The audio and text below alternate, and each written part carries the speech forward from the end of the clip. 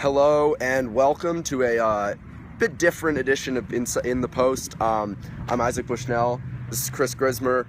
We have just been kicked out of the splendidly named Value City Arena in Columbus, Ohio, due to there being a women's basketball game between Ohio State and Illinois taking place. However, what we just witnessed was a thrilling, vital, historic 74-72 win for Northwestern men's basketball over Ohio State here in Columbus. First win for Northwestern over Ohio State since 1977 in Columbus.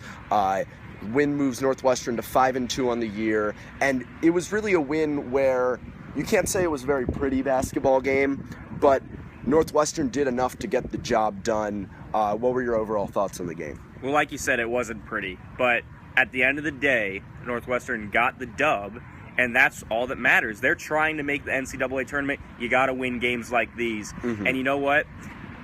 They had trouble shooting the ball, but they found a way to win, and they're currently 5-2 in the Big Ten. Very impressive. I almost think that the fact that they shot so poorly, overall 38% from the field, they started, I think it was 4 of 19 in the first half. Very ugly. Very poorly.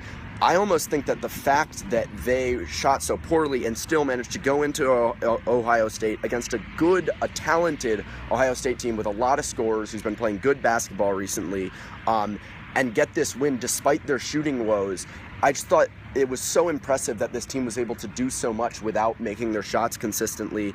You look at 13 forced turnovers, 17 points off of those turnovers, and a whopping 15 offensive rebounds, I think 6 of which were Derek Pardon's. I could be wrong, but there was just so much hustle and grit from this team.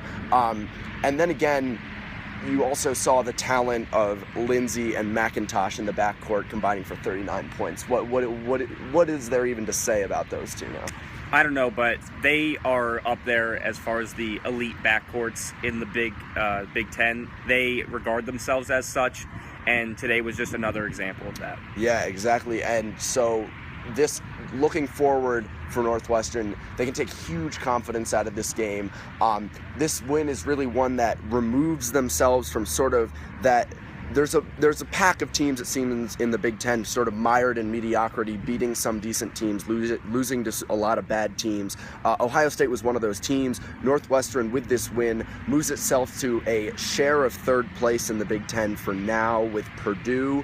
And overall, these are the types of games that they're going to have to win for their tournament resume to look good. Absolutely. If you drop too many of these games, that's a huge red flag. And the fact that they were able to get a win tonight, what do you think this says about this team going forward? Well, it shows that they'll get it done any way they have to.